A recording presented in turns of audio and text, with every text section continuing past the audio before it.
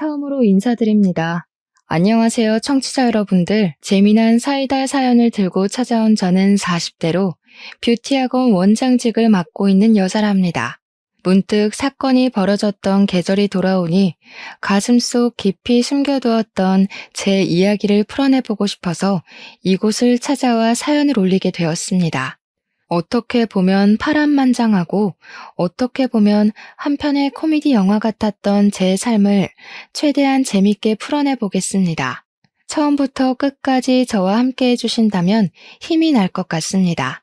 지금부터 제 이야기를 시작할게요. 저는 미용고를 졸업하고 메이크업과 네일아트 자격증, 피부관리사 자격증을 딴 뒤 10년이라는 세월을 현장에서 발에 땀이 나게 뛰며 굴렀습니다. 사실 이 직업이 꾸미기 좋아하는 사람들이 모여 일궈낸 일터라고 생각하실지 몰라도 정말 치열하고 누구보다 바쁘게 살아야 하는 직업이거든요. 유행에도 민감해야 하고 고객들이 원하는 니즈를 정확하게 파악해야 하고 거기다가 스몰 토크까지 완벽하게 해내야 하는 직업이죠. 쉽게 생각하고 뛰어들었다가는 제풀에 지쳐 꺾여나가는 사람이 한둘이 아니랍니다. 현장에서 이리 구르고 저리 구르다가 문득 기본기조차 제대로 배우지 못한 후배들이 고생하는 모습을 보고는 결심하게 되었습니다. 내가 제대로 후배들을 양성할 수 있는 교육기관을 차려보면 어떨까 싶었던 거죠. 그래서 저는 나이 30에 뷰티학원이라는 간판을 달고 교육자의 길을 걷게 되었습니다. 사실 말이 좀 거창하긴 한데 저로서는 무척이나 자부심을 가지고 일을 했기 때문에 조금 오글거리는 표현이어도 참아주시면 감사하겠습니다. 처음에는 현장에서 만난 기본기가 덜 된 후배들을 데리고 시작했는데 우리 학원에서 자격증을 딴 친구들이 승승장구해준 덕분에 학원 명성이 올라가게 되었습니다. 물론 제가 꼼꼼하게 가르치는 부분이 한몫하기도 했지만 운빨도 무시 못했죠. 작은 상가 건물 3층 한편에서 시작했던 학원이 지금은 강서구에서 건물 하나를 통째로 쓸 만큼 번창했습니다. 그러니 제가 얼마나 노력을 하고 잠을 줄여가며 일을 했는지 상상이 가시죠? 제가 자부심 충분히 느낄 만하지 않겠습니까? 이 자리까지 오기 위해 얼마나 노력을 했는지 지금 생각해도 책 5권은 쓸 수 있을 것 같습니다. 20살에 피부관리사 자격증을 따고 에스테틱에서 일을 했을 때 만난 진상들 이야기를 시작하면 벌써 책 1권 뚝딱 나오고요. 저한테 관리를 받고 뾰루지가 났다고 피부과 진료 비용 몇백만 원을 물어내라고 했던 김포에 사시는 40대 아주머니는 평생이 가도 기억할 것 같습니다. 제 마사지를 받고 어깨 뭉침이 풀리기는커녕 50견이 온 것 같다던 아주머니 또한 말이죠. 피부 관리실에서 일을 하면서도 네일아트 자격증을 땄던 저는 네일아트 숍을 운영하다 망하기도 해봤습니다. 그 숍이 망했을 때는 정말 세상 모든 짐을 다 짊어진 사람처럼 우울증에 빠지기도 했어요. 벌었던 돈 탈탈 털어 차렸었던 숍이니만큼 빚도 생겨나서 미치는 줄 알았죠. 하지만 바로 메이크업 출장 일을 하면서 그 빚을 갚아나가기 시작했습니다. 돌잔치 출장 메이크업을 나가기도 하고 연예인들 메이크업도 했습니다. 이게 또 부르는 게 값인지라 돈은 쏠쏠하게 벌게 되었고 또 금방 갚고 학원까지 차릴 기반을 마련하게 되었습니다. 아무튼 제가 학원 원장 타이틀을 달고 후배들을 육성하게 된 지 몇 개월이 흘렀을 무렵 우연치 않은 기회에 남자 한 분을 소개받게 되었습니다. 제가 망했을 때는 주변 지인들도 다 떨어져 나가는 것 같더니 다시 학원을 운영하고 승승장구하게 되자 이런저런 연락이 많이 오더라고요. 쳐낼 사람은 쳐내고 정말 제 인생의 지인이라 생각하는 명명만 남겨두었던 터라 소개팅을 시켜준다는 말에 냉큼 알겠다고 했습니다. 아무튼 소개팅으로 만나게 된 그분은 사람이 매우 성실해 보였고 숙맥이긴 하지만 자기 일에 자부심이 있는 사람처럼 보였습니다. 그분이 하는 일은 크레인 기사였는데 처음에 저는 크레인 기사가 막노동하는 사람인 줄 알았거든요. 물론 제가 무지해서 일어난 오해였죠. 제 지인분께 어떻게 공사판에서 구르는 사람을 소개해주냐고 화를 내기도 했네요. 크레인 기사라는 게 상당한 기술이 필요한 직업이고 자격증 또한 따기 어렵다는 걸 알게 되고 나서는 진심으로 사과를 했습니다. 버는 돈도 꽤 되는 것 같고 무엇보다 살림이 성실하다는 것이 저의 마음을 사로잡았기에 연애를 시작하게 되었습니다. 2년 정도 연애를 한 뒤에 종착지인 결혼에 꼴이 나게 되었습니다. 그런데 결혼 준비 기간부터 약간 삐걱거림이 시작되었어요. 결혼을 하려면 제일 먼저 하는 일이 뭔지 다들 아시죠?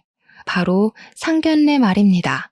프로포즈도 받았고 반지까지 나눠 낀 마당에 자꾸 예비 신랑이 차일피일 상견례 자리를 미루는 게 아니겠습니까? 분명 우리 집에도 인사를 다 드렸고 시댁에 가서 인사를 드리겠다고 하는데 자기네 집에는 인사를 드릴 필요가 없다는 말만 반복하더라고요. 아니 그게 말이나 됩니까? 결혼식을 올리겠다고 하는데 시댁에 인사를 드리러 갈 필요가 없다고 하니 수상하더라고요. 저한테 바로 상견례나 하자고 하면서도 날짜는 잡지 않고 시댁에 저를 숨기는 것 같은 기분이 들고 모든 일이 원점으로 돌아가는 것 같은 기분이었습니다. 오죽하면 예비 신랑에게 혹시 유부남이냐고 그래서 자꾸 인사를 시키지 않는 거냐고 물어보기까지 했습니다. 왜냐하면 그때 저희의 나이가 벌써 37살이나 되었던 시점이었거든요. 나이를 먹을 만큼 먹었으니까 유부남일 가능성도 충분하다고 자꾸만 의심이 들기 시작했어요. 오죽하면 제 이야기를 아는 지인들이 미행을 해줄까? 등본이라도 떼우라고 시켜봐 하면서 조언을 해주었습니다.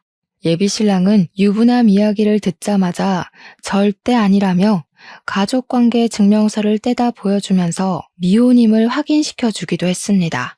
미혼인 걸 확인하고 나니까 상견례를 미루는 행동이 더 이해가 가질 않더라고요.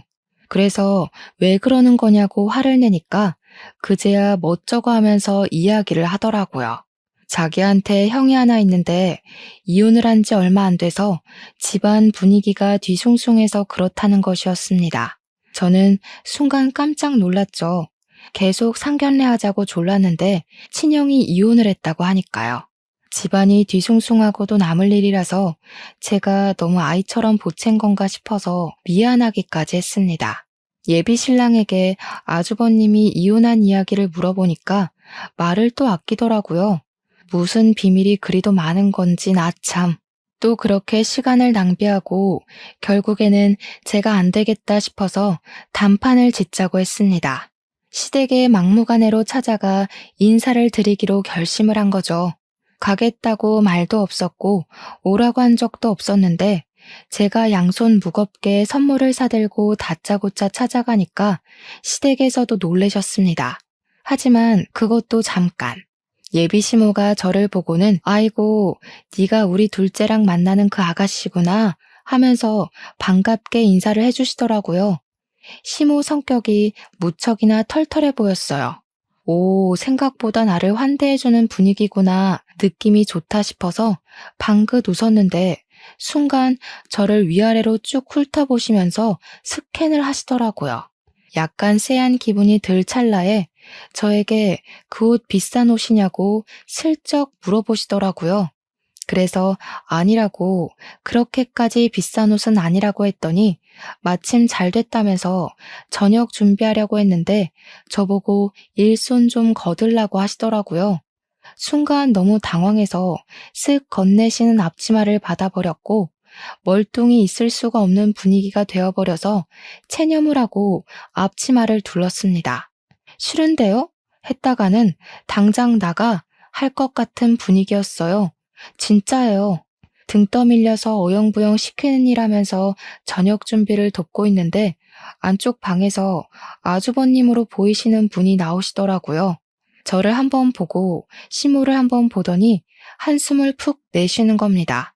엄마, 내가 이런 짓 하지 말라고 했는데도 아직 정신 못 차리고 이러고 있어? 날선 말이 나오자 저는 잔뜩 긴장을 해서 그 둘 사이에 껴서 눈치를 볼 수밖에 없었습니다.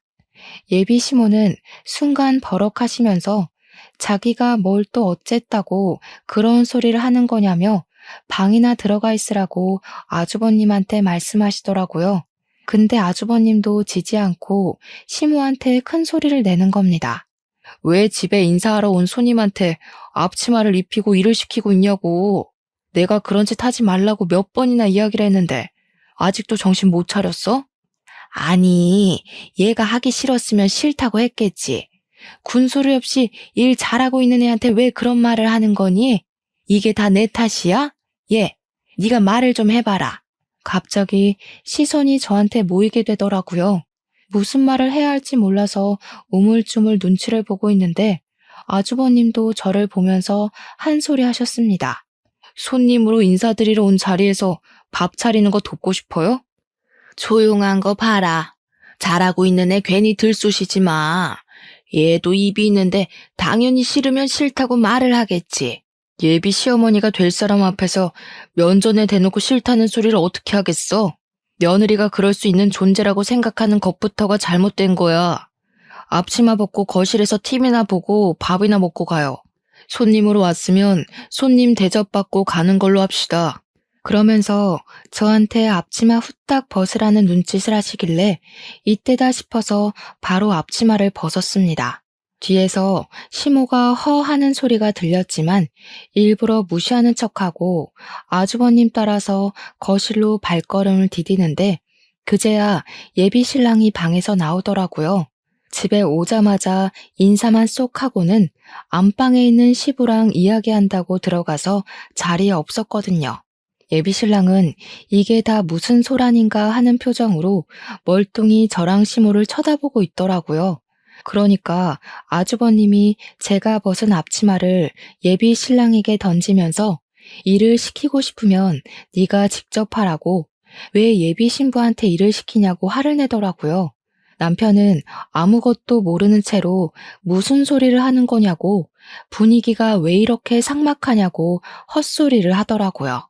눈치가 없는 건지 진짜 모르는 건지 어벙하게 굴자 아주버님께서 예비 신랑을 향해 큰 소리를 내셨습니다. 이런 집구석이니까 내 와이프가 도망간 거야. 그걸 왜 몰라? 어떻게 인사드리러 처음 집에 온 사람한테 당당하게 앞치마를 들이미냐고. 손님이면 손님 대접을 해야지. 며느리가 종이야? 어?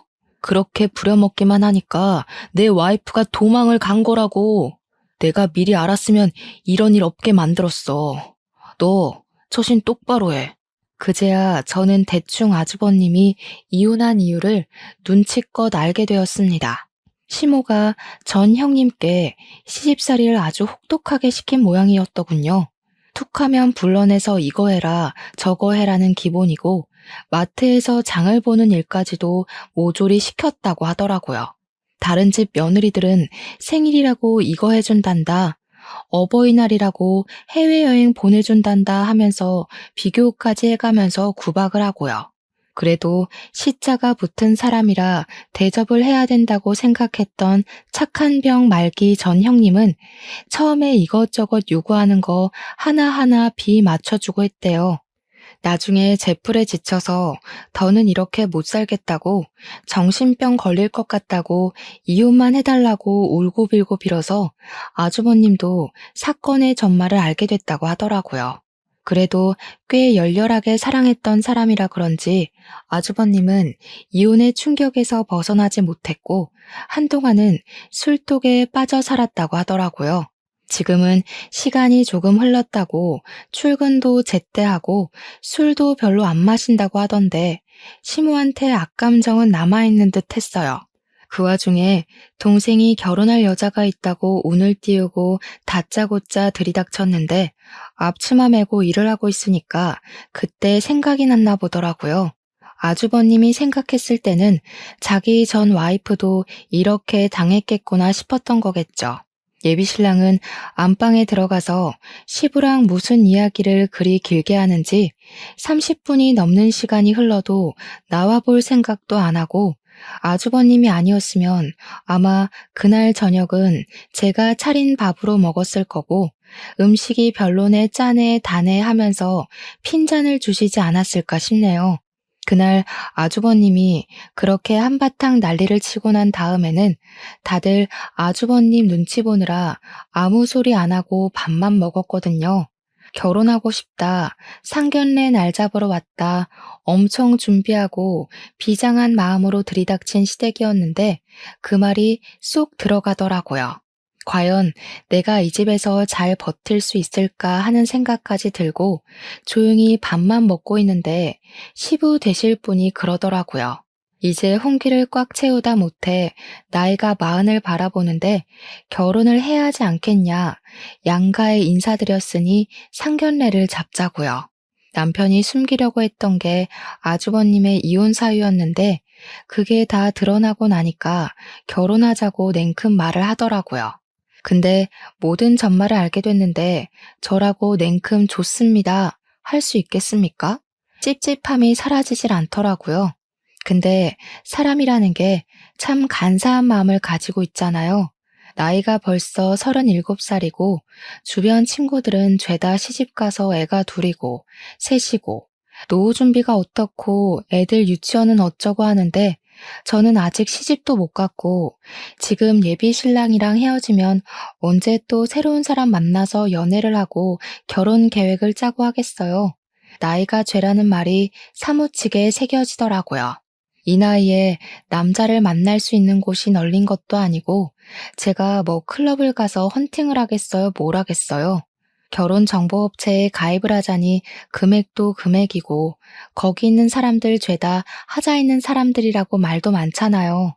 고부간의 갈등은 내가 처신 잘하고 피해 다니면 되지 않을까 하는 안일한 생각이 들고 점점 마음이 기울더라고요. 그래서 결혼하겠다, 상견례 날짜를 잡자 하게 된 거죠. 막상 걱정했던 상견례 자리는 꽤 훈훈한 분위기로 이어졌어요. 시모가 가끔 가다 핀트에 어긋나는 말들을 뱉어서 싸해진 분위기가 몇 번 있었던 걸 제외하면 시부는 꽤 괜찮은 사람이었습니다. 시모가 우리 부모님한테 그러더라고요. 자기네들은 노후 준비 다 되어 있고 모아둔 재산도 꽤 되는데 사돈댁은 어떠냐고요. 우리 아들, 그러니까 예비 신랑이 벌어오는 돈으로 노후 준비할 생각하시는 거 아니죠? 하면서 무례하게 굴었습니다. 그 말에 우리 부모님도 무척 당황해 하셨죠. 절대 아니라고 노후 준비하고 있고 아이들 걱정할 일 없을 거라고 딱 잘라 선을 그었습니다. 근데 그 말을 하시면서 우리 아버지께서 기분이 좀 상하신 것 같더라고요. 시모가 눈치도 없이 거기서 노후 준비를 아직도 하고 있으신 거냐고 늙어서 고생하시네요 했거든요. 아버지께서 딱 잘라서 아직 정정하기도 하고 일은 할 수 있을 때까지 쉬지 않고 할 생각이라고 이야기를 하니까 시모가 늙어서 여행도 다니고 해야지 하는 겁니다. 저는 분위기를 수습하고자 괜히 하하호호 웃었고 아주버님은 정색하며 밥만 드시고 계셨죠. 시모는 촐싹대는 걸 멈추지 않았습니다. 우리 부모님께서 불편해하는 기색을 보이는데도 눈치 없는 예비 신랑은 분위기 파악도 못하고 결혼 이야기만 떠들고 있더라고요. 예단이니 예물이니 신혼여행은 어디가 좋을 것 같고 식장은 여기가 좋겠더라 하면서요. 근데 거기서 시모가 신혼집 이야기를 꺼내면서 아주버님이 살던 집에서 신혼 생활하면 되겠다고 거기가 시부모님 명의 아파트라고 하더라고요. 우리 부모님은 아주버님이 이혼한 걸 몰랐던 터라 그럼 사돈은 어디 가서 사는 거냐고 하니까 시모가 주책맞게 떠들었어요.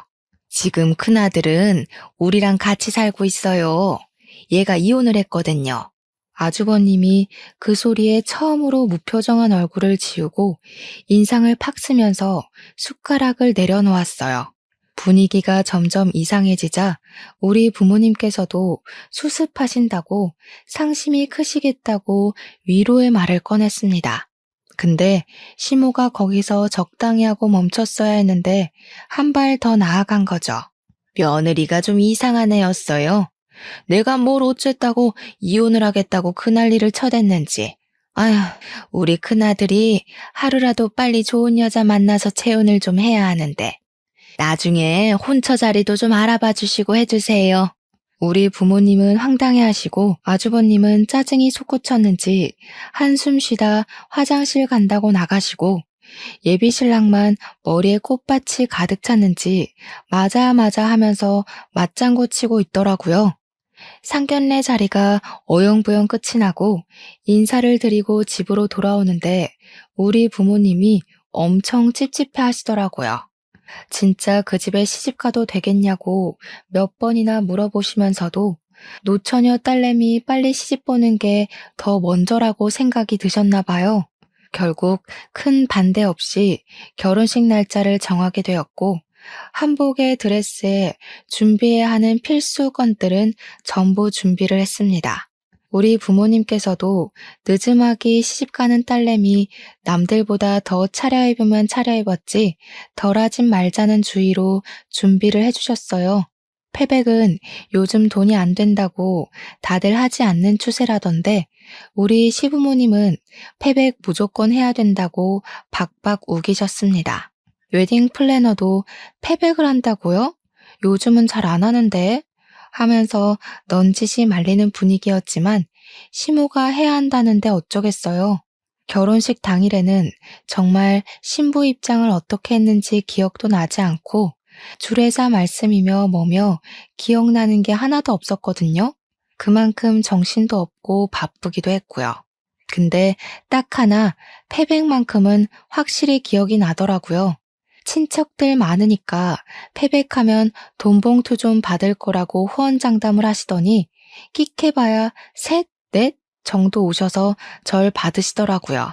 다른 친척분들은 패백은 무슨 패백이야 하시면서 이미 밥 드시러 사라지고 없었습니다. 당연히 인원이 적으니까 절값도 아주 조금 받았죠. 시부모님이 꽤 주실 거라고 돈봉투 두둑하게 준비한 것 같다고 남편이 이야기를 했는데 개뿔. 100만 원도 아니고 50만 원도 아니고 20만 원 넣으셨더라고요. 다른 친척분들 절값 봉투까지 합쳐서 50만 원 받았습니다. 저희한테 신혼여행 가서 요긴하게 쓰라고 생색은 다 내시더니 신혼여행 가서 괜찮은 디너 한 끼 먹었더니 모자라더라고요. 아무튼 신혼여행 잘 갔다 와서 선물까지 시댁 친정에 싹 나누고 지인들 만나서 감사 인사 전하고 이제 신혼 시작이다 했는데 말이죠. 글쎄 신혼여행에서 허니문 베이비를 갖게 된 거 아니겠습니까? 신혼은 건너뛰고 바로 육아전쟁에 돌입해야 하는 거예요. 그래도 나이가 벌써 37살인데 하루라도 빨리 아이를 가지는 게 좋겠다는 양가의 바람대로 애가 생기긴 해서 다행이라고 생각하긴 했어요. 시험관을 해야 하지 않을까 고민했었는데 자연 임신으로 생겼다니 꿈만 같았죠. 저는 만사까지 일을 할 생각이긴 했지만 태교에도 집중하고 싶었기 때문에 일을 조금 줄이기로 했습니다. 보통 다른 학원들은 무늬만 원장인 경우가 많은데 저는 직접 강의도 하고 시험 대비반을 집중적으로 봐주고 있었거든요. 태교에 집중하고 싶은 마음에 부원장인 친구에게 양해를 구하고 제가 꼭 해야 하는 강의를 제외하고서는 일을 좀 줄여나가기 시작했습니다. 다행히 수강생들도 제가 임신을 했다고 하니 너무 축하한다며 배려를 해주었습니다. 그러다 보니 여유가 생기기도 했고 남편이 크레인 기사로 일을 하고 있었기에 비가 오는 날에는 일을 하지 못해서 장마철은 내리쉬곤 했거든요. 때마침 여름 끝물에 장마가 시작되어서 같이 영화도 보러 다니고 못다한 데이트도 즐기고 있었는데 어느 날 갑자기 시모에게 연락이 온 겁니다. 그날은 우리 부부가 출산하고 나면 제대로 된 데이트도 못 즐길 게 뻔하니까 임신 기념으로 호캉스를 가자고 한 날이었어요. 호텔에 1박 1정으로 먹고 자고 하면서 수영도 하고 도심을 즐기자고 한 날이었죠. 그날 저녁에 호텔에서 쉬고 있는데 시모한테 전화가 와서는 왜 우리 집에 불이 꺼져 있냐고 아직도 바뀌냐고 묻는 겁니다. 저는 좀 당황해서 지금 호캉스를 즐기러 나와 있다고 하니까 갑자기 돈이 썩어나냐고 멀쩡한 집 내버려 두고 왜 호텔에서 자냐고 성질을 부리시더라고요. 저도 할 말은 하는 성격이라 출산을 하고 나면 이렇게 즐길 수 있는 시간이 얼마나 있겠냐고 지금 즐겨야 한다는 육아 선배들 조언에 놀러 나온 거라고 했어요. 시모는 저에게 집에 붙어 있어도 시원치 않을 판에 나간다면서 그렇게 좋은 데 갈 거면 자기한테도 가자고 한마디 물어볼 수 있는 거 아니냐고 하더라고요. 서운해 죽겠다고 저한테 핀잔을 주시는데 우리 부부가 우리 부부 돈으로 즐기겠다는데 시모가 왜 저러는지 이해가 가질 않았습니다. 막말로 시모가 호캉스 즐기라고 돈을 보태주신 것도 아니잖아요. 거기다가 제일 소름 돋는 건 우리 집 불 꺼져 있는 건 어떻게 알았는지였습니다. 남편에게 이야기를 하니까 대수롭지 않게 대꾸를 하더라고요. 원래 우리 집이 형네 부부가 살았던 집인 거 알지? 우리 엄마네 집에서 내려다보면 우리 집이 보이거든. 저는 완전히 몰랐거든요. 시댁이랑 같은 아파트 단지이긴 해서 가까운 건 알았지만 시댁에서 보이는 집인지는 꿈에도 몰랐어요. 제가 놀래서 남편한테 시댁에서 우리 집이 보인다고? 하고 물어보니까 남편이 몰랐냐고 그래서 일부러 그 집을 구매한 거래요. 시모가 매일 베란다에서 아주버님네 집, 그러니까 지금 우리 부부가 살고 있는 집을 내려다봤대요. 그게 더 소름이지 않나요? 매일 심심하면 관찰을 했다는 게? 제가 모를 수밖에 없었던 이유는 시댁이랑 저희 집이 바로 앞뒷동도 아니고 한 동을 걸러서 끼고 있는 집이거든요. 구조상 보일 리가 없다고 생각했는데 아파트가 일자로 쭉 세워진 게 아니라 들쑥날쑥 세워진 구조라 저희 집이 딱 걸려서 보이는 거였어요. 그 뒤로도 몇 번이나 시모가 연락 와서는 우리 아들 차가 아직 안 보이는데 우리 아들 퇴근 안 했니? 너네 거실에서 TV 보니? 불은 왜 꺼놨니? 하는 연락이 오더라고요. 제가 시모한테 오죽하면 우리 집 좀 그만 쳐다보라고 소름 돋는다고 이야기를 했죠. 시모가 오히려 저한테 어이가 없다는 말투로 엄마가 아들 집 좀 본다는데 말버릇이 그게 뭐냐고 혼쭐이 나야 정신을 차리겠냐고 하더라고요. 임신해서 진짜 너무너무 스트레스를 받았습니다. 제가 일을 줄였다고 했잖아요. 그 사실을 알게 된 시모가 허구한 날 저를 시댁으로 불러내기 시작했습니다. 아주버님이 알면 화낼 게 분명하니까 출근해서 없는 시간대에만 저를 불러서 배가 슬슬 나오기 시작한 저를 부려먹기 시작했습니다. 어느 날은 이불을 빨아보자고 불렀다며 임신해서 너무 집에만 있으면 안 된다고 하면서 이불을 밟으라고 하질 않나. 생전 안 해먹던 김치를 담그자고 하질 않나. 배가 나와서 쪼그려 앉아있기도 힘든데 다리 퉁퉁 부어가며 그 짓을 했다니까요. 하다 안 되겠다 싶은 마음에 시댁으로 부를 때마다 배가 아파서 못 가겠다고 집에서 쉬어야겠다고 강짜를 부렸습니다. 그러면 포기할 줄 알았더니 집으로 찾아온 거 있죠? 저한테 집안 꼴이 이게 뭐냐면서 잔소리를 해대는데 짜증이 확 나더라고요. 저도 막 나가야겠다 싶어서 소파에 드러누워서는 어머님이 오신 김에 청소 좀 해주시라고 이불도 빨아주시고 커튼도 빨아주세요 했죠. 그랬더니 어디 며느리가 누워서 시모를 시켜먹냐고 가정교육을 그렇게 받았냐고 하는 거예요. 우리 부모님은 부당한 거 참지 말라고 가르쳐 주셨어요. 제가 다른 놈 씨를 뵌 것도 아니고 어머님 손주 품고 있는데 왜 이것저것 못 시켜서 안달난 사람처럼 구세요? 네가 다른 놈 씨를 뵐 수도 있지. 바깥에서 강의한답시고 맨날 밖으로 싸돌아다니지 않았니? 네가 학원을 갔는지 다른 놈이랑 바람을 피웠을지 내가 어떻게 알아? 너 말 잘했다. 애 낳고 나면 바로 유전자 검사부터 할 거니까 그런 줄 알아. 순간 머리가 띵해지면서 내가 지금 무슨 소리를 듣고 있는 건지 이런 취급을 받으면서 내가 살아야 하나 싶더라고요. 이런 오해가 쌓일 만도 한 게 사실은 시모가 하도 우리 집을 들여다보면서 감시를 해대길래 남편이랑 저랑 밖에서 나가노라도 아닌 척 했었거든요. 남편은 일부러 거짓말로 야근 중이야 하고 저는 불 끄고 자고 있어요 하면서요. 근데 시모가 그걸 일일이 다이어리에 체크를 하고 기록을 해둔 게 아니겠어요? 소름이죠. 날짜를 줄줄 부르면서 이 날짜에는 우리 아들이 야근을 했고 저는 불 꺼놓고 집에 없었던 날이고 하는데 와 미치겠더라고요. 내가 너 바람난 거 다 알고 있어. 내가 오죽하면 날짜까지 체크를 했겠니? 우리 아들 상처받을까봐 그동안 쉬쉬하면서 비밀로 했는데 이렇게 터트린 거 잘 됐다. 뱃속에 애 유전자 검사하는 거다 꼭 후회하지 않으시겠어요? 어머님이 뱉은 말 꼭 지키세요. 저도 당당하고요. 어머님 아들 자식 맞으면 앞으로 애 못 볼 줄 알아요. 참나, 어디 바람 피우고 나한테 성질을 부려? 기다릴 것도 없다. 당장 이혼시키는 수가 있어? 왜 형님이 이혼해달라고 울고불고 빌고 도망갔는지 알 것 같아요, 정말. 감시당하는 거 정신병 걸릴 것 같아서 더는 안 되겠어요. 저는 더 이상 이렇게 못 살아요. 저도 강력하게 제 의견을 피력하니까 시모도 굽히지 않는 제 모습에 열이 받았는지 남편한테 바로 전화를 걸어서는 너 당장 이혼해 하고 소리를 질렀습니다. 남편이 그게 무슨 소리냐고 하던 일도 중단하고 집으로 바로 날아왔더라고요. 저랑 시모랑 한참을 대치하고 씩씩거리고 있는데 남편이 예산일이 아니라는 생각이 들었는지 아주버님까지 데리고 집으로 온 겁니다.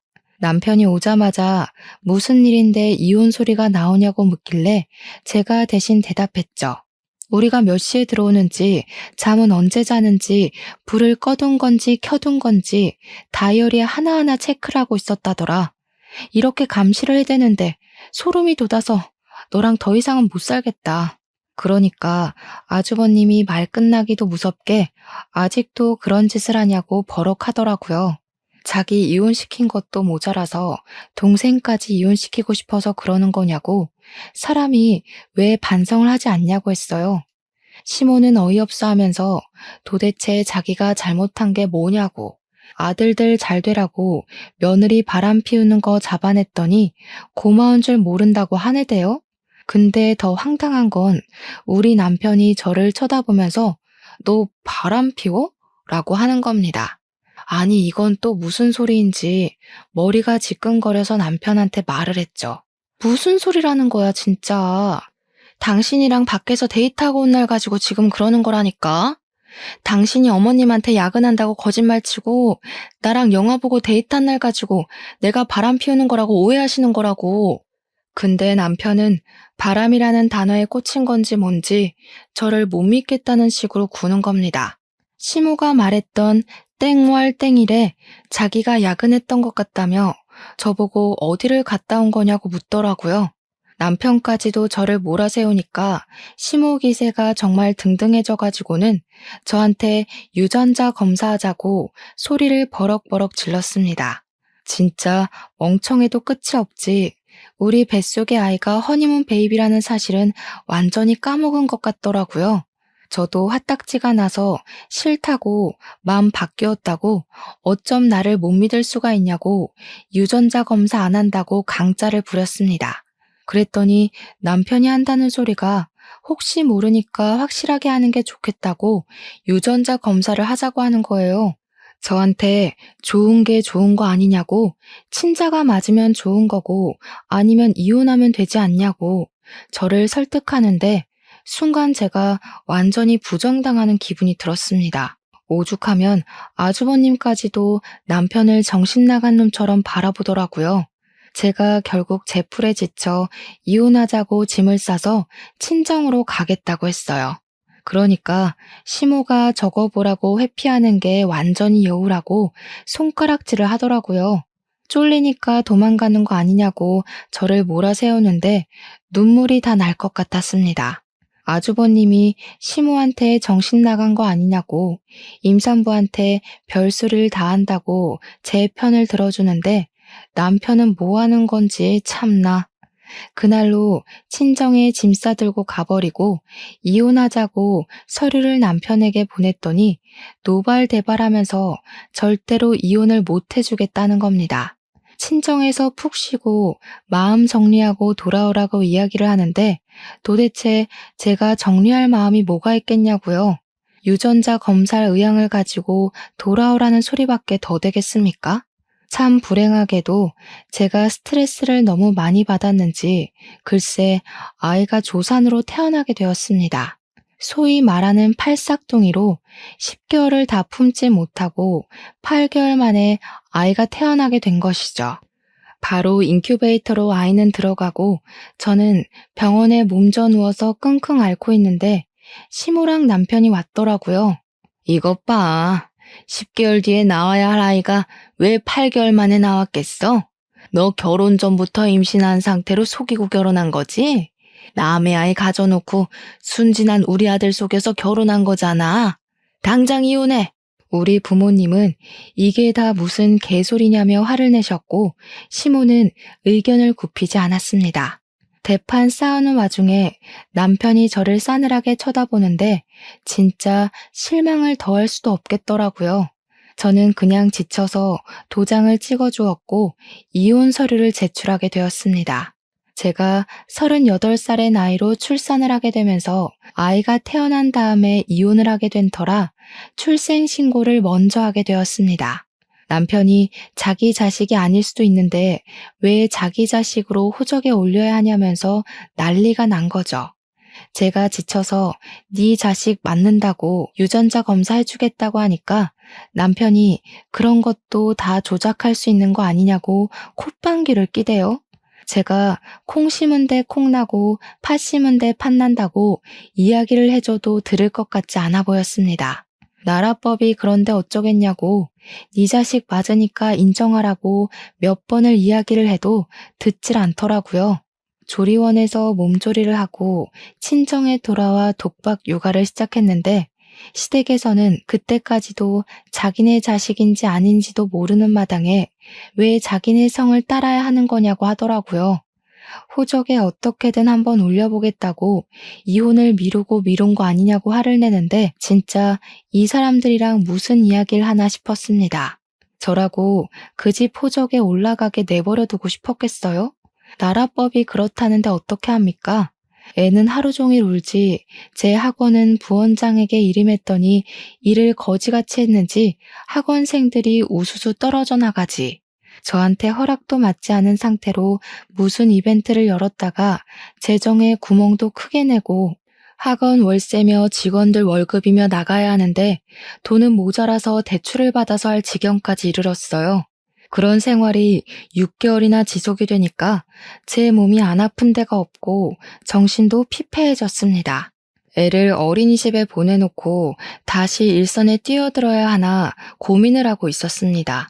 그러던 도중 학원 운영은 점점 어려워지고 부원장은 일만 잔뜩 벌인 채로 사직서를 내고 도망을 가버렸습니다. 직원들 월급이 밀리면서 말도 나오고 애는 점점 낯가림이 심해져서 제 품에 있지 않으면 울고불고 난리가 나고요. 저는 우는 아이를 떼어놓고 일을 하러 출근을 했다가 학원에서 그만 쓰러지고 말았습니다. 수강생의 신고로 119를 타고 큰 병원에 가게 되었는데 자궁에 엄청나게 큰 혹이 생겼다는 겁니다. 수술을 하루라도 빨리 해야 하고 조직 검사도 해봐야 할 것 같다고 암일 수도 있다고 하더군요. 문제는 수술을 빨리 해야 하는데 제가 모유 수유를 하고 있었고 애는 완전히 제 껌딱지고 학원 운영까지 시급하니까 미치겠는 겁니다. 우울증까지 겹쳐서 하루하루가 힘든 와중에 전 시댁에서 이걸 어떻게 알았는지 제가 입원해 있는 병실로 찾아왔더라고요. 시무랑 전 남편이 병실에 찾아와 저에게 꺼낸 말이 뭔지 아십니까? 자기네들은 제가 죽어도 애를 책임질 마음이 없는데 법적으로 묶여 있으니까 호적에서 판매할 것 같다고 멀쩡히 살아있는 애 사망 신고를 하라는 겁니다. 이게 정말 인간인가 싶더라고요. 제가 죽으면 어쩔 수 없이 떠안아야 하는 거 아니냐면서 자기 자식이 맞는지 아닌지도 모르는데 왜 책임을 져야 하냐요? 제가 죽기 전에 사망 신고하고 죽으라고 아니면 전 시모가 직접 하겠다고 하더군요. 말이 되는 소리를 해라 좀. 멀쩡한 내 자식 사망 신고를 왜 하니? 너 암이라며. 너 죽으면 뭐 애는 내가 키워야 하니? 너 설마 우리 집 재산 노리고 이러는 거야? 뭐라고요? 제가 재산을 노릴 거면 왜 하찮은 댁 아드님이랑 결혼을 했겠어요? 죽어도 그쪽한테는 애 키우란 소리 안 할 거니까 꺼지세요. 듣던 중 반가운 소리다. 그런데 법이 우리한테 불리하니까 사망 신고를 하라 이 말이야. 키우라는 소리 안 하겠다는 각서라도 쓸 테니 제발 내 눈앞에서 꺼지라고. 그 말이 끝나기 무섭게 변호사 사무실에서 조언받아 만들어 온 각서라면서 저한테 종이 한 장 들이밀대요. 애를 책임지지 않겠다는 그런 내용이었고 저는 피곤해서 지장을 찍어주었습니다. 어길 시에는 애 사망 신고에 동의하겠다는 내용이었습니다. 저는 친정 부모님의 도움으로 수술을 무사히 마칠 수 있었고 3개월 동안 꾸준한 회복을 거쳤습니다. 그 이후에 학원 건물을 이사하게 되었어요. 원래는 4층짜리 건물 한 채를 통째로 쓰고 있었는데 회복이 더 필요하고 육아도 해야 했기에 큰 학원을 운영하기가 벅차더라고요. 중간에 인수하겠다는 사람이 나타나긴 했지만 가격을 후려치려고 하기에 그냥 작게 옮겨서 운영하는 게 낫겠다 싶었습니다. 처음 시작할 때만큼 작아진 건 아니었지만 건물 2개의 층을 쓰면서 예전처럼 운영하기 위해 노력을 했고 서서히 안정을 찾게 되었습니다. 어쩔 수 없이 인원 감축을 해야 해서 선생님들도 반이나 줄어들었지만 그래도 꾸준히 하니까 회복이 되더라고요. 그렇게 한 3년이라는 세월이 흐르고 기반도 튼튼히 잡았고 혼자 아이 하나 키우기에 부족함 없을 만큼 돈도 벌게 되었습니다. 아이는 어린이집에 다니게 되었고 제 자궁에 있던 혹은 다행스럽게도 암은 아니어서 잘 제거가 되었고 추적 검사를 하는 걸로 마무리가 되었습니다. 삶의 안정이 찾아왔구나 하는 찰나 3년 만에 전 시댁에서 연락이 온 겁니다. 전 남편이 뜬금없이 우리 아이는 잘 있어? 하고 연락이 왔는데 이게 무슨 소린가 싶었죠. 네 애 아니라고 부정할 때는 언제고 이제 와서 우리 아이 타령이냐고 했더니 글쎄 자기 오갈 곳이 없다면서 며칠만 재워주면 안 되겠냐는 거예요. 이게 웬 개소리냐 전화 끊어라 하니까 자기 이야기 좀 들어달라고 하더니 한참을 울더라고요. 알고 보니까 시모의 취미생활 중 하나가 쑥뜸을 뜨는 것이었거든요. 몇 개월 전에 어느 날과 다름없이 쑥뜸을 뜨고 잠이 들었는데 자기도 모르게 뒤척거리다가 이불에 뜸 하나가 덜렁 떨어진 겁니다. 무슨 일이 일어나는지도 모르고 매캐한 쑥향기 속에서 자고 있던 시모는 불이 난 것도 몰랐대요. 당연히 시모는 그 집에서 탈출을 못해서 장례를 치르게 되었고요. 불이 번지고 번져서 시댁을 홀라당 태워먹은 것도 모자라서 시몬의 집 주위 가구들까지 죄다 불이 옮겨 붙은 겁니다. 다행히 오전 시간이라 빈집이 많아서 사상자는 시모 말곤 없었는데 신고도 그만큼 늦어지는 바람에 피해가 장난이 아니었던 거죠. 화재보험으로 처리를 해도 물어줘야 할 빚이 어마어마하게 생긴 겁니다. 전 남편의 시부는 오갈 곳이 없어지고 빚이 생겨서 그거 갚으러 다니느라 가진 거 다 팔았는데도 부족해서 막노동을 뛴대요. 그 와중에 아주버님은 제가 남편이랑 이혼을 하자마자 시댁이랑 인연을 완전히 끊고 살고 있다고 하더군요. 고시원을 떠돌면서 생활한 지도 6개월이 넘었는데 월세를 낼 돈이 없다면서 자기를 좀 재워주면 안 되겠냐는 거죠. 자기가 애 아빠 아니냐고 갑자기 우리 아이를 챙기려고 드는데 제가 미쳤습니까? 네 애 아니라고 사망 신고하라고 종용할 땐 언제고 이제 와서 우리 아이 타령이야?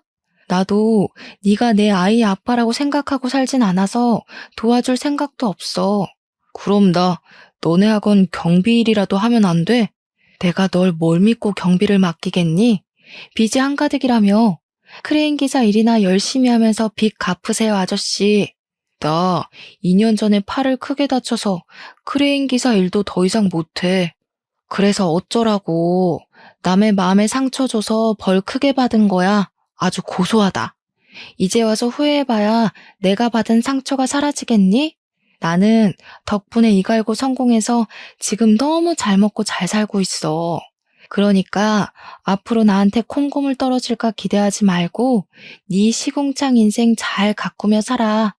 그러고는 전화를 차단해버렸습니다.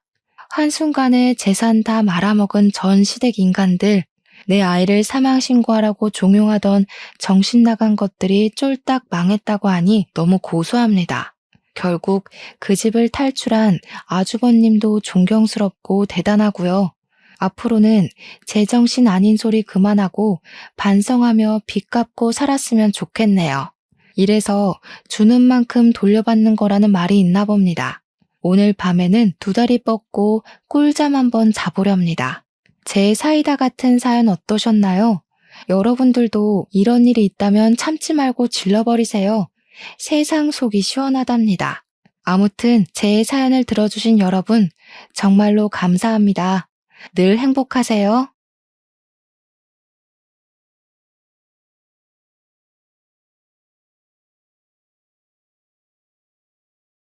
안녕하세요. 저는 40대 초반 미혼 남성입니다.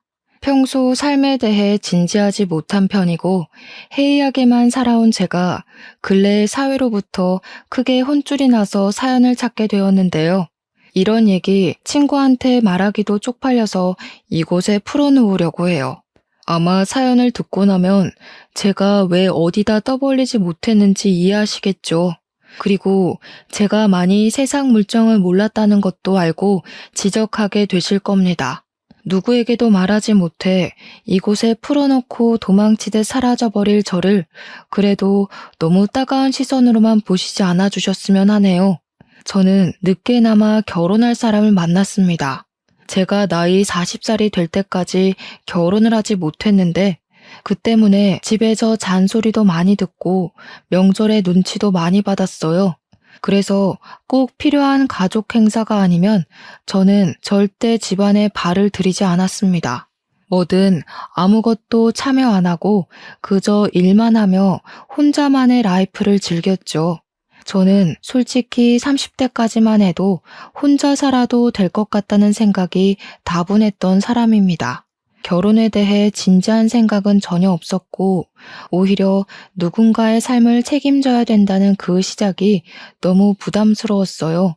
그런데 의외로 40살이 되니까 청춘 때는 느껴보지 못한 고독감이 밀려오더라고요. 다른 분들도 저 같은 기분을 느낀 미혼 남녀가 있는지 궁금하네요. 뭔가 40살이 되니까 내 좋았던 시절은 다 끝난 것 같았고 그와 동시에 아무것도 읽어놓은 게 없는 것 같아서 갑자기 불안감이 솟았다고 할까요? 제 주변의 친구들은 대부분 결혼해서 토끼 같은 자식들까지 있거든요. 그걸 옆에서 보니까 더 싱숭생숭했던 것 같습니다. 근데 이마저도 30대 때는 친구들 결혼이 안 부러웠어요. 아마 더 이상 자율적이지 못한 친구들의 일상이 제게 좀 영향을 주지 않았나 싶네요. 옛날에는 친구들을 만나도 다 같이 먹고 늦게 귀가하며 즐기는 분위기였는데 이젠 가정이 생긴 친구들을 불러내는 것도 눈치가 보이는 나이가 되었잖아요. 그게 딱 제 나이에 싱글인 사람의 마음이 아닌가 싶어요. 제가 점점 혼자 보내는 시간이 많아지다 보니 집 회사 말고는 딱히 하는 게 없어서 나중에는 집에서 놀 만한 취미를 찾기까지 했는데요. 그렇게 발 담가 본 곳이 인터넷 채팅이란 것이었습니다. 어릴 때는 친구들이 있으니까 굳이 모바일 선상으로 친구를 사귈 필요성을 못 느꼈는데 당시에는 무관심했던 저의 마음을 혹하게 했을 정도로 그런 취미까지 들여다보게 되었어요. 그곳은 남녀 어울리며 친구를 만드는 커뮤니티였는데 집중해서 참여하다가도 순간적으로 현실 파악이 되어 제 스스로가 한심하다는 생각도 잠깐씩 들었습니다. 들으시는 분들도 참 나이 먹고 할 짓 없다 생각할 수 있겠지만 제게는 당장 취미거리를 통해 저의 회의감을 달래는 게 우선이었어요. 그리고 그곳에서 만난 여자가 있는데 저보다 10살은 어린 아가씨였습니다. 10살이면 사실 살아온 세대가 다른 수준이라 공감대가 잘 없을 거란 말이죠. 그런데 그런 것 치곤 생각보다 대화가 잘 통해서 그분과 꽤 채팅을 많이 했었어요. 그렇게 무의식적으로 회사 다니며 연락을 지속하다 보니 연락처까지 교환하게 되었고 그 뒤부터는 채팅이 아닌 전화로 수다를 떨기 시작했죠.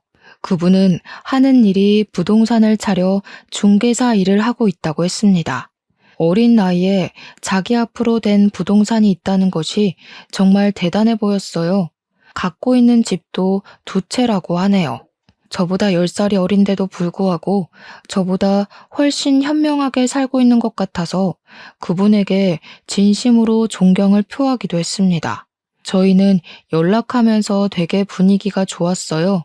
몇 년 지기 친구만큼이나 훌쩍 가까워졌을 만큼 친해졌죠. 그렇다 보니 서로 동네가 근처라는 것도 알게 되었습니다. 저희가 연락만 한 지 거의 2달이 되었을 때 저도 모르게 먼저 만나서 밥이라도 먹지 않겠냐고 물어버렸어요. 한 번도 얼굴 본 적 없는 사이라는 걸 순간 망각했을 정도로 저희가 친했거든요. 그땐 벌써 오빠 동생 호칭을 쓰고 있기도 했습니다. 저도 모르게 표현해버린 대시였는데 다행히도 그분이 흔쾌히 수락해 주시더라고요. 저는 그분이 어려서 저를 부담스러워할 줄 알았는데 너무 쾌활하게 승낙해서 좀 놀랐어요. 듣자 하니 그분은 저랑 대화를 할 때 별다른 세대 차이를 못 느꼈고 자기도 저랑 잘 통하는 것 같다고 생각해서 한 번쯤 만나고 싶었답니다. 그 순간 손에 땀이 날 만큼 긴장을 많이 했지만 어쨌든 기분이 좋아진 저는 이왕 약속된 거 시간 괜찮으면 그날 당일 볼 수 있냐고 했고 제가 그분 있는 쪽으로 흔쾌히 가겠다고 했어요. 그랬더니 그분이 되레 저한테 오겠다고 하더라고요. 지금 자기가 마침 외출 중이었는데 제가 있는 곳에 더 가까운 것 같으니 자신이 움직이겠다고 하는 겁니다. 그 순간 남자라면 여자를 먼저 모시러 가야지 라고 생각한 저의 촌스러움이 부끄러워졌습니다. 한편으론 젊은 분인데 저처럼 이런 건 무조건 남자, 저런 건 무조건 여자 이런 고지식한 상식을 갖고 있는 게 아니라서 참 마음에 들었어요. 그렇게 더 열린 마음으로 그분을 첫 대면을 했는데 솔직히 말씀드리자면 너무 예뻤습니다. 제가 감히 그분에게 호감을 갖는 것이 미안했을 정도였어요. 사실 저 여자친구 사귀어 보긴 했지만 겨우 20대 때 2번 연애한 게 다였고 그마저도 한두 달이면 차였습니다. 제가 차였던 이유는 정말 간결해요. 과거의 여자친구들이 똑같이 말했었는데 저더러 그냥 재미없어서 같이 있는 게 즐겁지 않다고 하더라고요. 그때 이후로 자존감이 하락한 저는 친구들만 사귀었지 여자는 비즈니스가 아니면 만나본 적이 없습니다. 그런데 그분은 달랐다는 거예요.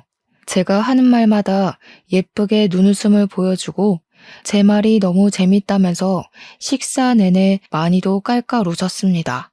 솔직히 그래서 더 예뻐 보였어요.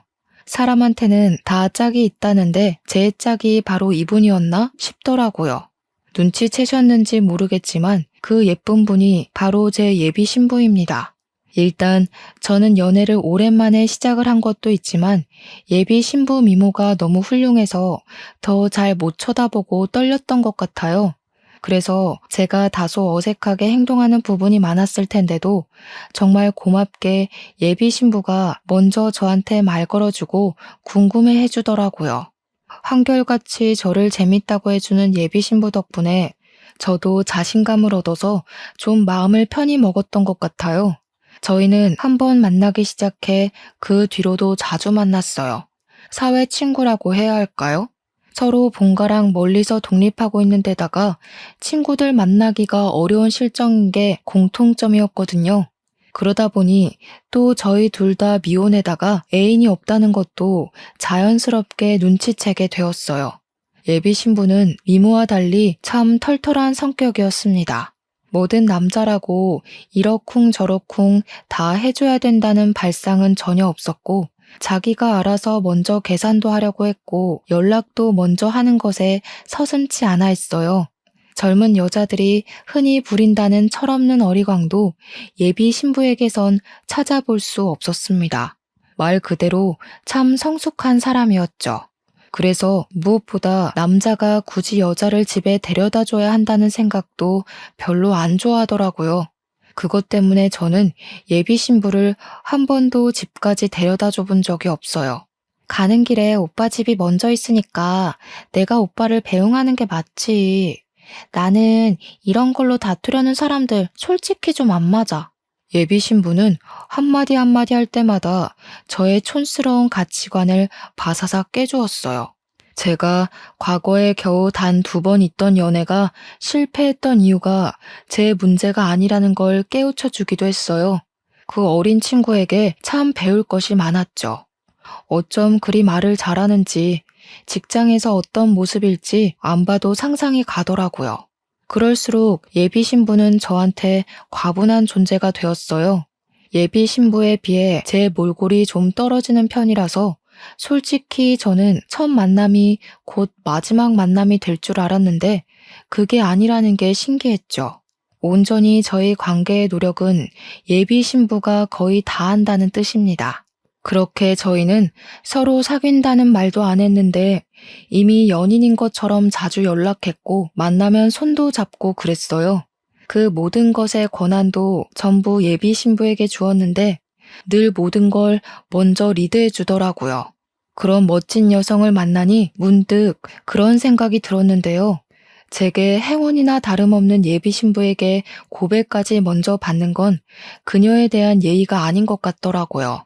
그래서 이번엔 제가 먼저 용기를 내 고백을 했고 그날로 저희는 남들에게 당당하게 말할 수 있는 커플이 되었습니다. 아무래도 제가 10살이 많았기 때문에 예비 신부를 더 세심히 대우해줬어요. 다들 도둑놈이라고 볼 게 뻔한데 제가 못해주기까지 하면 얼마나 꼴불견입니까? 물론 예비 신부가 대우받는 걸 불편해했지만 그건 제 위안이자 곧 제 진심이기도 했어요. 그때마다 예비 신부는 나이 같은 건 사람 대 사람으로 인연 맺는 데에 중요하지 않다면서 자기는 저의 있는 그대로를 좋아한다네요. 이런 고백을 거의 매 순간 들었는데 솔직히 축복받았다고 해도 되지 않겠습니까? 친구들은 제가 여자친구 생긴 걸 알고 사진을 보더니 난리 폈어요. 저더러 그 여자랑 꼭 결혼하라고 소개해달라 아주 소란이었습니다. 그렇게 대단한 여자 만나려고 여태까지 싱글이었던 거냐면서 축하도 많이 받았죠. 예비 신부를 단지 예뻐서 사귀는 건 아니지만 그 순간엔 얼마나 어깨가 으쓱 올라갔는지 몰라요. 그래도 정작 예비 신부 앞에선 100번 조심하는 게 저였습니다. 이렇게만 계속 조심을 했다면 얼마나 좋았을까요? 제가 예비 신부가 주는 행복에 겨워 그만 실수를 하고 말았는데요. 당황스럽게도 제가 예비 신부를 혼전 임신을 시켜버린 겁니다. 예비 신부가 말해주기 전까지는 당연히 모르고 있었는데 퇴근하고 통화로 전달을 받았어요. 그 사실을 처음 들었을 때는 솔직히 실수가 맞긴 했지만 한편으론 무척 기뻤습니다. 기뻤던 건 제가 아빠가 될 수 있다는 것에서 왔고 불안감은 당연히 예비 신부의 반응이 어떻게 나올지 모르기 때문에 밀려왔습니다. 그렇다 한들 저에게 무슨 선택권이 있었겠습니까? 예비 신부가 출산을 하겠다고 하면 제가 물심양면 예비 신부를 모시겠지만 만약 아이를 포기하고 싶다고 한다면 저는 강하게 설득할 주제가 못 된다고 봤어요. 결혼 약속도 안 한 사이였는데 결혼 정년기가 빠듯한 저와 달리 예비 신부는 제가 아니더라도 더 잘난 놈들 수십 명은 더 만날 기회가 있는 사람이잖아요. 그저 집안이 유복한 것 말고는 평범하게 회사 다니는 제가 10살이나 어린 예비 신부에게 내세울 수 있는 건 그저 그녀의 뜻을 다 존중해 줄 수 있다는 마음뿐이었습니다. 예비 신부는 그날 임신 고백을 하고 생각을 좀 해봐야겠다며 전화를 끊더니 한 이틀은 연락이 없었어요. 그리곤 연락 끊긴 3일째 되는 날 다시 전화가 왔습니다. 나 오빠 부모님께 인사드리고 싶어. 아무리 그래도 애를 포기하는 건 차마 도리가 아닌 것 같아. 오빠를 아직 좋아하고 있기도 하고. 정말? 그 말은 나랑 결혼할 생각까지 했다는 거야? 진짜 나랑 결혼할 생각이 있어? 그런 책임감 없이 우리 아이 이대로 포기하려고 했어? 아무리 내가 오빠를 좋아한다고 해도 그런 마인드 가진 남자라면 나 좀 고민될 것 같은데? 아니, 그럴 리가 없지. 진짜 고마워, 자기야. 내가 평생 잘할게. 내가 아무래도 말년의 복을 받을 팔자인가 봐. 어떻게 자기 같은 훌륭한 여자랑 아이까지 얻었는지 모르겠다. 그날 저는 예비 신부에게 청혼을 받은 거나 다름없었습니다. 여자한테 먼저 저런 용기를 내게 하다니. 남자로서 진짜 멋대가리 없다고 생각하실 거예요. 네, 저 멋대가리 없는 놈 맞습니다. 그래서 놓친 인연이 여럿 있었고 다시 연애 쪽엔 돌아보지도 못할 만큼 좋아했었어요. 저도 그런 제 자신을 잘 알아서 그날 이후 완전히 다른 사람이 되겠다고 마음을 먹었습니다. 앞으로 제가 사랑하는 여자와 아이를 위해서 집안의 가장다운 남자가 되겠다고 다짐을 했었죠. 평생 독거노인 삶이나 살다 갈 줄 알았던 제게도 결혼이란 선물이 올 줄은 몰랐고 친구들이 결혼을 하면서 안정적인 감정이 느껴진다는 이해할 수 없는 소리를 했던 것도 전부 다 알 것만 같아 종일 기분이 붕 떠 있기도 했습니다. 예비 신부 전화를 끊고 나서 저는 엄마한테 바로 전화해 결혼할 여자가 있다고 밝혔어요. 그러자 예상대로 엄마는 저보다 더 기뻐하며 비명을 깍 질렀고 수화기를 든 채로 주변 식구들에게 제 소식을 떠벌리며 난리가 났습니다. 그래서 언제 데려올 거니? 집에 뭐가 없어서 장을 봐야 되거든. 우리 며느리 될 아이는 뭘 좋아하려나? 가리는 거 딱히 없대. 근데 엄마, 내일 가서 자세히 말하긴 할 텐데 여자친구가 임신을 해서 너무 자극적인 음식은 피해줬으면 좋겠어. 어머, 임신? 너무 잘 됐다. 세상에, 그럼 나도 할머니 소리 들어볼 수 있는 거니? 평생 할머니 한 번 못 대고 눈 감는 줄 알았는데 우리 아들이 말년에 제대로 효도하려나 보네. 내가 점을 봤는데 네가 딱 나이 40살부터 인생 핀다고 하더라고. 엄마는 예비 며느리가 뭐하는 여자인지 어느 집안 딸내미인지 그런 걸 전혀 묻지 않았습니다. 왜냐면 제가 이미 결혼 정년기를 넘기기도 했고 집안 식구들이 제발 결혼 좀 해달라고 사정을 하던 상황이었기 때문이었죠. 사촌들까지 다 합쳐서 저만 결혼을 안 하고 있었으니 얼마나 다들 애가 탄다고 했다고요. 제가 너무 결혼에 관심이 없었을 때는 엄마가 농담 삼아 이런 얘기를 한 적도 있었는데요. 범죄 저지른 년만 아니면 다 된다고 했었거든요. 엄마는 이혼녀든 나이가 많든 백수든 그런 건 전혀 상관없다고 제발 여자만 데려오라 하셨습니다. 집에서 얼마나 저희 결혼을 기다렸는지 조금은 느껴지시나요? 저랑 예비 신부는 본격적으로 양가 집안에 인사를 드리기로 한 거나 마찬가지이니 저는 예의를 차려 저희 집을 가기 전에 예비 신부네에 먼저 방문을 하고 싶었습니다. 그래서 나름 배려한다고 예비 신부에게 예비 장인 장모님 얘기를 꺼냈는데요. 예비 신부가 뜻밖의 난감해하면서 그건 좀 어렵겠다고 하더라고요. 우리 아빠가 군인이었다고는 말했었지? 아빠가 대통령 보좌관으로 계셨거든. 아빠 돌아가시고 연금이 좀 잘 나와서 엄마가 노후 편하게 즐기고 있는데 지금은 유럽에 있어. 아마 귀국하려면 한두 달은 걸릴 것 같아서. 아, 그래? 그럼 우리 집도 그때 인사드리는 걸로 하자. 어차피 결혼식은 내년에 하는 거니까 그 전에만 인사드리면 되지. 어머님께서 나 보고 싶어 하신다며 그러다 나 어머님 만나기도 전에 점수 깎이면 어떡해. 그냥 어머님 아버님께 먼저 인사드리고 나중에 우리 엄마 오면 또 오빠네 집 가서 인사드리면 되지. 듣다 보니 예비 신부의 말이 옳다고 생각을 했어요. 그래서 저는 부모님께 연락을 해서 일정을 빠르게 잡았습니다. 당일 예비 신부가 우리 부모님께 드릴 한우까지 사왔더라고요. 이렇게 성숙한 예의가 잘 돋보일 때면 저도 모르게 나이 차이를 망각하고 맙니다. 그렇게 저는 들뜬 마음으로 모두가 그토록 바랐던 제 신부감을 모시고 집으로 갔어요. 그렇잖아도 어떤 여자를 데려오든 우리 집에서 떠받들어 줬을 텐데 예비 신부가 미모까지 상당하니 식구들이 예비 신부를 완전 공주 대접하듯 데려다 앉히더라고요. 그리고 차마 저도 몰랐던 사실이 저희를 기다리고 있었는데 집에는 부모님만 계신 게 아니었어요. 친척 어른들께서도 예비 신부 구경하려고 다들 모여 있는 거 아니겠습니까? 저희 식구들이 좀 유난스러운 게 없지 않아 있는데 첫 결혼 인사에서도 그럴 줄은 몰랐습니다. 솔직히 이런 상황 예비 신부 입장이면 부담스럽잖아요. 괜히 예비 신부 눈치가 보이더라고요. 그래서 식구들이 식사 차리는 틈을 타서 몰래 너무 부담스러운 분위기라 미안하다고 했는데요. 예비 신부는 오히려 다복해서 좋다고 집이 크니까 답답하지도 않다며 긍정적으로 봐줬습니다. 제가 또 예비 신부에게 놀랐던 건 어른들을 굉장히 사근사근 잘 대했다는 겁니다. 그래서 엄마 눈에는 더 합격이었을 거예요.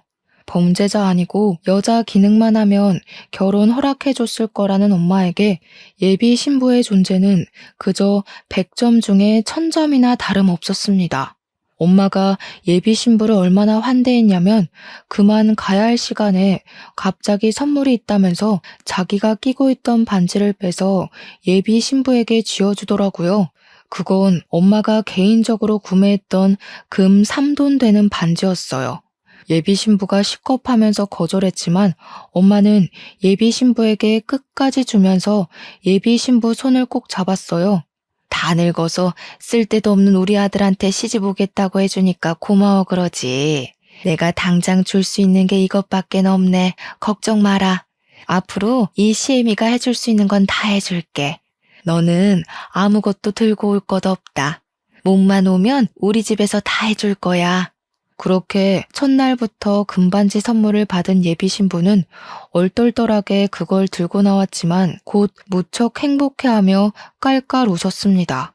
너무 유쾌한 집이라고 없던 웃음도 나온다면서 저한테 무조건 시집 가야겠다고 하더라고요. 그리고 오히려 자기가 과분한 집안에 시집 가는 것 같다고 너스레도 떨었습니다. 우리 집에 인사를 하고 나니 좀 더 가족에 가까워진 느낌이 없지 않아 있었는데요. 엄마가 예비 신부 데리고 집에 오라고 할 때마다 곤란했는데 예비 신부가 고맙게도 우리 집 방문하는 걸 참 좋아해 줬어요. 어느 순간부터는 뭐만 하면 우리 부모님 생각해주면서 이거 같이 먹자, 저기 같이 놀러 가자, 여기 모시고 오자 그런 식으로 고맙고 예쁜 말만 했습니다. 그게 다 자기 엄마가 유럽 가서 부모 품이 그립다는 것 때문이었는데요. 아직 예비 신부가 30살이었으니까 부모가 그리울 나이일 수 있다고 생각을 했어요. 그래서 그 뒤부턴 한결 마음 편하게 예비 신부를 우리 집에 데려갈 수 있었어요. 그때마다 엄마는 예비 신부가 이미 며느리라도 된 것처럼 자꾸 패물 같은 걸 선물로 주었습니다. 그런 식으로 찔끔찔끔 준 게 거의 500만 원 돈 가까이 되었을 겁니다. 엄마가 고집을 해서 예비 며느리 예쁘다고 챙겨주는 것이니 사실 거절만 하는 것도 예의가 아닐 수 있거든요. 그 적정선을 예비 신부가 잘 지키면서 선물을 받더라고요. 그렇게 거의 반 가족이나 다름없게 보낸 지 2달이 지나고 드디어 저도 예비 장모님께 인사드릴 수 있는 기회가 왔구나 기대를 했습니다. 그런데 갑자기 예비 신부가 또 한 번 곤란하다고 말을 하는 거예요. 엄마가 여행이 너무 길어서 힘들었나 봐. 건강이 안 좋아서 당분간은 만나기 어려울 것 같아. 나도 웬만하면 오빠 얼굴만 보면 안 되겠냐고 물어봤거든. 근데 엄마가 컨디션 안 좋을 때 만나면 오빠한테 안 좋은 인상으로 비칠 것 같아서 좀 그렇다네. 해외여행을 오래 하고 돌아오신 거면 충분히 그럴 수 있다고 생각했습니다. 할 수 없이 저는 또 한 번 예비 장모님과의 만남을 미뤄야 했어요. 보통 여행 몸살이 얼마나 가는진 잘 모르지만 그래도 한 달이면 꽤 컨디션을 회복하지 않나요? 대충 그럴 것 같아서 그때쯤 제가 예비 신부한테 다시 물어봤는데요. 이번엔 예비 장모님이 대상포진에 걸렸다고 하더라고요. 예비 장모님이 원래 몸이 약한 사람이라서 잔병치레가 좀 잦대요. 저는 할 수 없이 더 물어보는 건 포기하고 예비 신부가 괜찮다고 할 때까지 기다리기로 했습니다. 그리고 이건 사귀기 전에 말해줬던 건데 예비 신부는 장모랑 같이 부동산 일을 하고 있다고 했어요. 데이트한다고 차 타고 예비 신부 부동산 앞을 지나가다가 한 번 본 적이 있어요. 또 예비 신부가 건물도 두 채 갖고 있는 능력녀라고 말씀드렸잖아요. 가진 재산이 많은 만큼 세금이 많이 나오는 편이라고 하더라고요. 그래서 제가 더 대단하게 생각했던 거예요. 어린 나이에 부모랑 사업해서 그만한 재산을 마련한 거잖아요. 그런데 제 동경심과 달리 예비 신부는 갖고 있는 재산 때문에 고민이 많은 것 같았어요. 어느 순간부터 세금 얘기를 자주 하면서 옛날만큼 부동산이 잘 되는 것도 아니고 요즘 세입자 구하는 것도 만만치가 않다고 그만 부동산 소유물들을 처분할까 생각 중이란 말을 하곤 했어요. 저는 뭐든 예비 신부 마음이 편한 게 먼저였기 때문에 힘에 부치면 언제든지 뜻대로 하라고 했습니다. 어차피 우린 결혼할 사이고 부동산만 팔아도 예비 신부 쪽에서 결혼 자금을 못 대는 일은 없을 거거든요. 혹시나 결혼 자금을 못 대면 어떤가요? 예비 신부더러 몸만 오라는 저희 부모님의 말은 허풍이 아닙니다. 정말 저희 쪽에서 다 마련할 수 있었거든요. 그래서 저는 예비 신부가 부동산을 정리하려고 어느 정도 마음을 먹은 줄 알았어요. 근데 어느 날 제게 그런 말을 하더라고요. 세금이 1억 나왔는데 3천만 원이 부족해서 빌려달라고 말이죠. 자신이 꼭 갚겠다고 불안하면 차용증까지 써준다고 했습니다. 갑자기 3천만 원을 빌려달라고 하는 건 좀 당황스러웠지만 그렇다고 결혼할 사이에 뭘 차용증까지 쓰나 싶었어요. 제가 예비 신부 사정을 모르는 것도 아니었고요. 그래서 저는 알겠다고 했고 제 목돈 통장에서 3천만 원 이체시켜 주었습니다. 예비 신부는 제 덕에 급한 불 껐다고 정말 고마워했어요. 당시 저도 함께 안심을 했었죠. 그런데 문제는 예비 신부가 돈을 빌려달란 행각이 이게 끝이 아니었다는 겁니다. 그 다음 제게 또 돈을 빌려달라고 한 적이 있었어요. 자기가 재작년에 세를 주고 오픈했었던 미용실 하나가 있는데 친척이 하는 곳이라고 하더라고요. 근데 재정이 어려웠는지 적자가 나서 월세가 좀 밀렸다고 2천만 원 공과금이 부족해서 그러는데 좀 빌려달라고 하는 겁니다. 그러면서 바로 덧붙이는 말이 그 미용실 건물을 제 명의로 돌려주겠다고 했어요. 이제 우리 부부나 마찬가지인데 내가 가진 건 다 오빠 거지. 나 애 생겨서 오빠한테서 도망도 못 가. 혹시 불안해서 그래? 혼인신고 먼저 할까? 예비 신부를 수상하게 볼 건 없었습니다. 예비 신부 말대로 이미 뱃속에 제 아이도 있고 제가 예비 신부 신원을 모르는 것도 아니고 부동산 일 때문에 여기저기 연락하는 모습도 많이 봤으니까요. 그리고 건물 하나를 제 명의로 돌려준다고 하잖아요. 그런 담보가 있는 거라면 저는 그걸 믿고 빌려줄 수 있었어요. 실제로 예비 신부가 저를 찾아와 명의 변경 신청서를 같이 작성했었거든요. 이렇게 저희 문제는 돈과 예비 장모를 못 만나 뵀다는 것 말고는 결혼 준비가 수월했습니다. 산부인과 검진 같은 경우에는 제가 회사를 다니니까 시간이 안 돼서 예비 신부가 산부인과 검진을 혼자 다녔는데요. 저는 그게 또 미안해서 산부인과 비용과 차비, 식사까지 해서 예비 신부에게 틈틈이 10만 원씩 입금을 해줬어요. 그렇게 저희는 결혼식 날짜가 다가올 동안 만반의 준비를 하면서 평범한 나날을 보냈죠. 바로 여기까지가 저의 행복한 꿈이었던 겁니다. 그리고 그날은 평소처럼 날씨 좋은 어느 날이었어요. 그날 점심쯤 제게 아주 당혹스러운 전화 한 통이 걸려왔습니다. 발신자는 경찰이었고 예비 신부 이름을 대며 아는 사람이냐고 물어왔어요. 전개가 당황스러웠지만 경찰이라는 것에 덜컥 긴장이 되어 일단 솔직하게 말했습니다. 결혼할 여자라고 했더니 그 다음에 들려오는 경찰 말이 더 당황스러웠어요. 진주에서 서울까지 택시 왕복하셨는데 택시비 60만 원 지불 안 하고 도망가셨어요. 이분이 모바일로 택시 부르셔서 번호 줘야 하면 다 뜨거든요. 지금 연락이 안 되는데 혹시 최근에 언제 만나셨어요? 네? 그럴 리가요. 그럴 사람이 아닌데. 뭔가 잘못하신 거 아니에요? 제가 어제 저녁에 잠깐 얼굴 봤었거든요. 근데 제 여자친구는 진주까지 갈 일이 없는 사람인데요.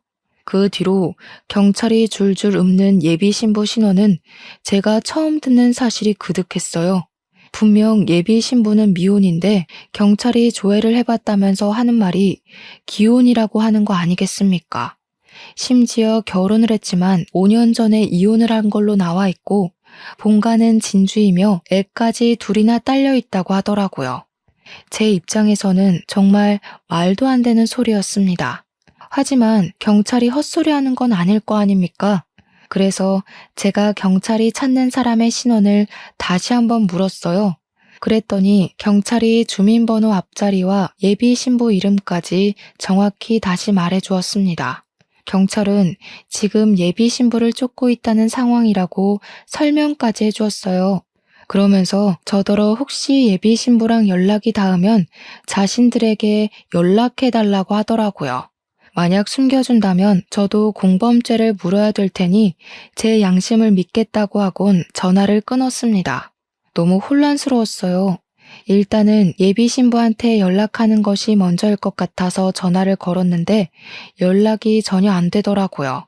도통 불안해서 근무 집중이 안 되었어요. 결국 저는 반차를 썼고 예비 신부가 일한다는 부동산을 바로 찾아갔습니다. 근데 부동산 일하는 사람 말이 저의 혼란스러움을 더 가미시켜 주었어요. 아, 그 사기꾼년이요? 그냥 완전 정신 나간 여자예요. 우리 부동산 빚 매물에서 제멋대로 집주인인 척 계약자들 돈 받아먹고 잠적했다니까요?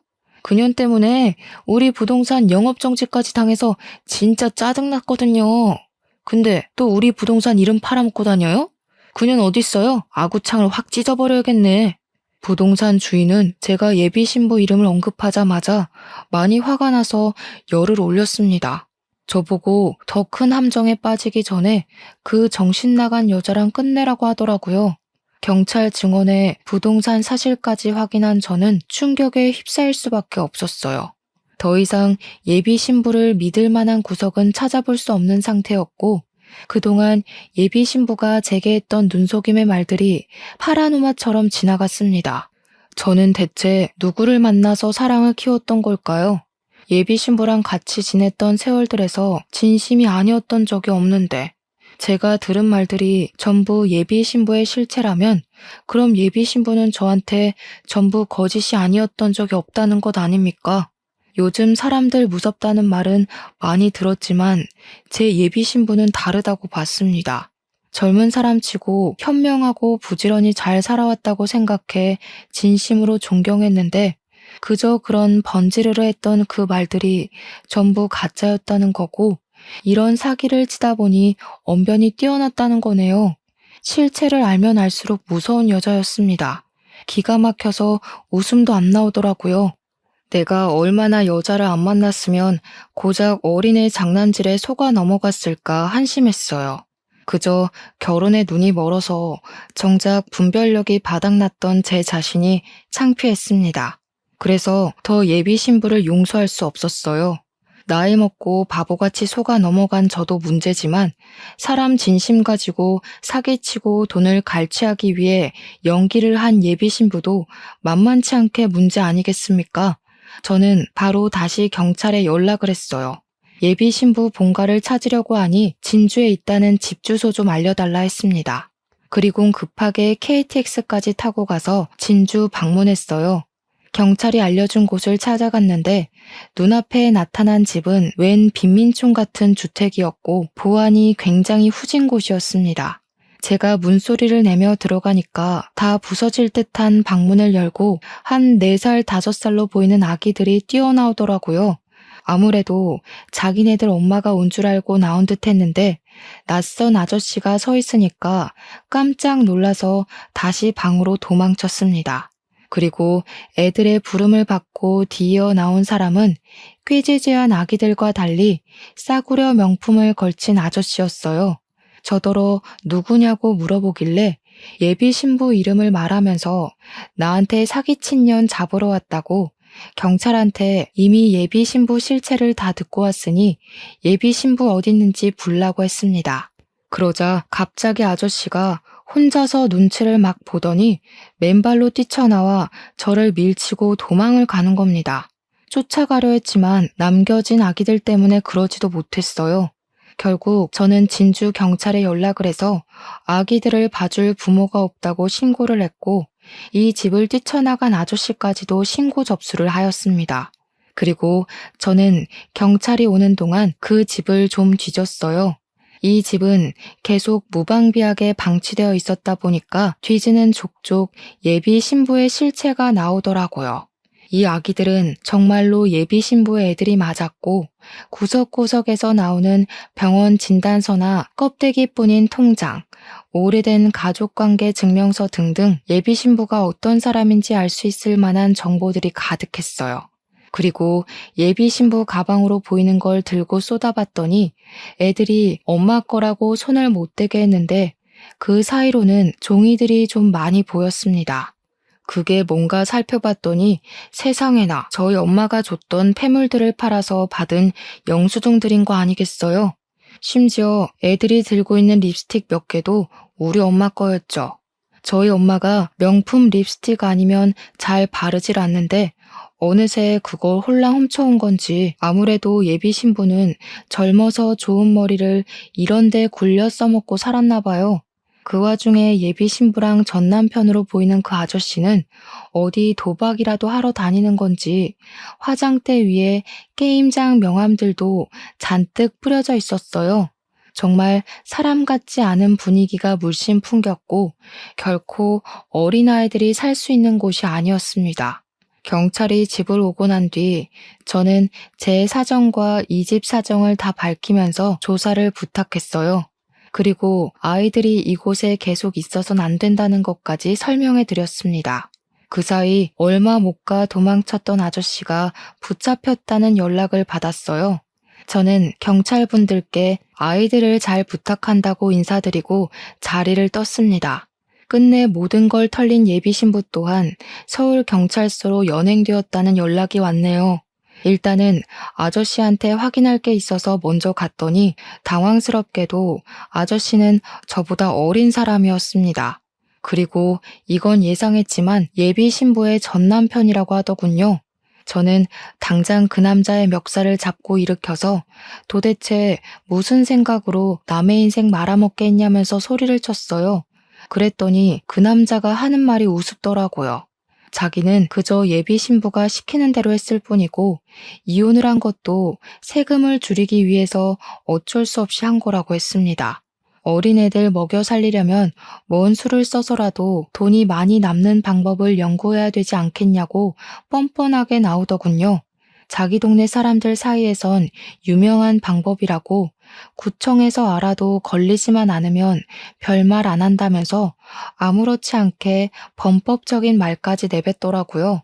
그러니까 결국 이 남자도 예비 신부와 같이 저를 속이는 일에 공모를 했던 것 같습니다. 돈이 없으니 순진한 사람 아무나 붙잡아 삥 뜯어서 살림을 유지하고 있었던 거였어요. 저는 그저 예비 신부에게 물쥐였을 뿐이었죠. 그렇게 돈을 뜯어갔으면 애들이라도 제대로 키웠어야지. 허름한 집과 형편이랑 안 어울리게 예비 신부는 너무 치장을 하고 다니는 사람이었습니다.